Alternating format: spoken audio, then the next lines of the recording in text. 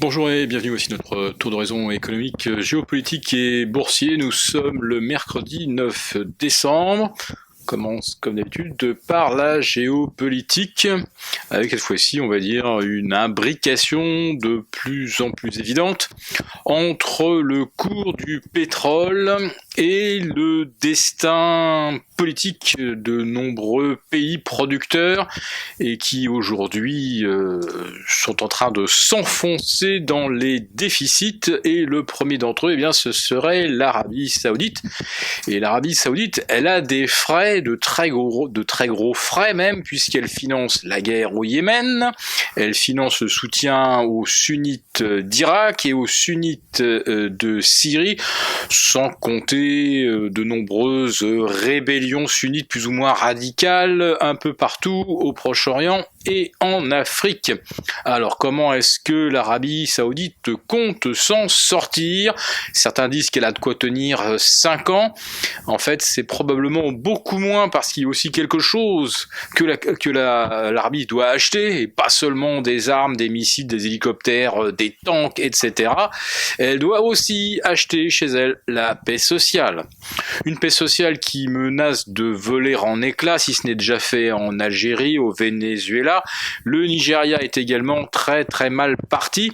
Et puis bien sûr, il y a quand même le gros morceau qui est la Russie. Alors la Russie, elle a conclu des contrats d'approvisionnement avec la Chine, donc elle ne risque pas du jour au lendemain de voir disparaître son principal client. Mais comment le Proche-Orient peut-il résister à des prix du pétrole à 38 $? Ça, personne ne le sait véritablement. Et puis il y a aussi l'autre problème, c'est qu'à ce prix de 38 et en dessous, il n'y a plus aucun producteur de pétrole ou de gaz de schiste qui soit rentable aux États-Unis, quand on sait que le gisement de dette high yield est constitué pour moitié de dettes émises par les producteurs de pétrole non conventionnels. On est là sur un cas de figure qui rappelle quand même beaucoup les subprimes en 2007-2008, car à l'époque il avait suffi qu'il y ait du défaut sur environ 300 milliards de dettes subprimes pour que le système s'effondre. Or aujourd'hui, on est certainement au-delà des 300 milliards de dettes en détresse pour le seul secteur du shale oil. Mais la baisse du pétrole a aussi des raisons fondamentales, c'est que la Chine en commande moins parce qu'il y a moins d'activité économique. Mais de combien l'activité économique chinoise a-t-elle baissé?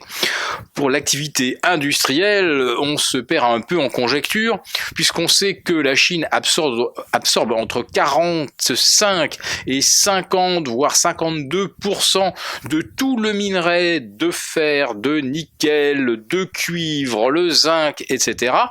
Et on a aujourd'hui des conglomérats miniers qui nous annoncent qu'ils vont réduire leur production de 50, voire 55% dans le cas d'Anglo American.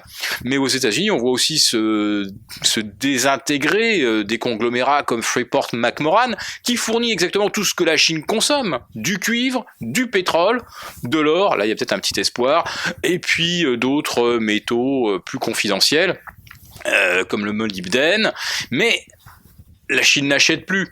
Alors, est-ce que sa croissance, elle est de 6,5 ou de 3,5, voire moins, comme certains commencent à le penser?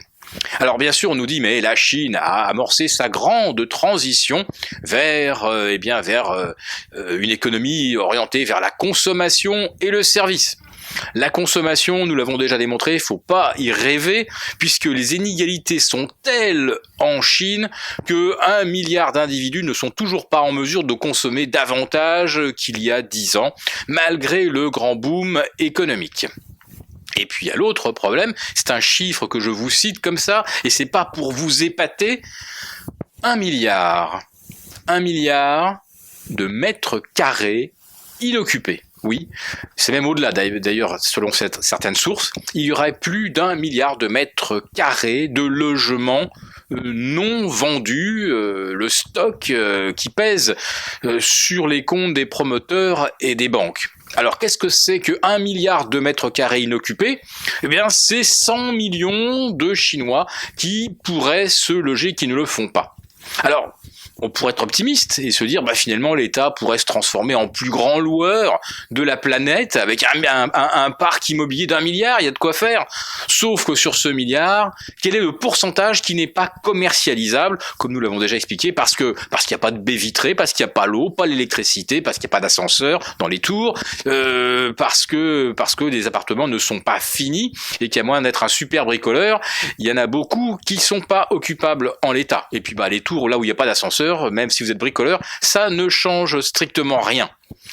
Donc 1 milliard de mètres carrés. Imaginons, en prenant une estimation très basse, que le prix moyen soit de l'équivalent de 1 000 euros.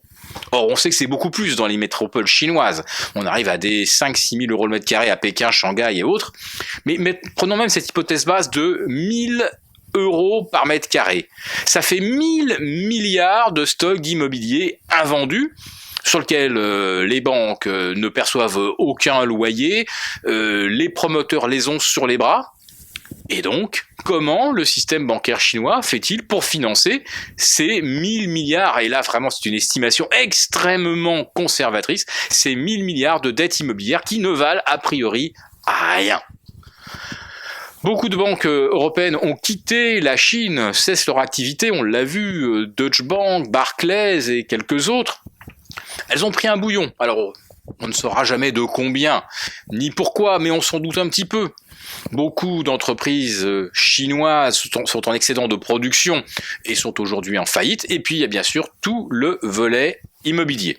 Alors, on sait que les banques européennes ne se sont pas transformées en banques de détail en Chine, naturellement. Elles se sont simplement mises en partenariat avec des banques qui, elles, font du crédit aux entreprises et aux particuliers. Et si donc elles arrêtent leurs opérations en Chine, c'est que véritablement, il y a quelque chose de moisi. Voilà, donc la Chine, on en parle ou on en parle peu et on n'ose pas dire les choses franchement, mais si un gros accident bancaire devait survenir, il pourrait effectivement surgir de la Chine. Et comme on va dire que les broussailles sont prêtes à s'enflammer aux États-Unis avec le high yield, eh bien vous comprenez que l'année 2016 peut être extrêmement compliquée, pour ne pas dire autre chose.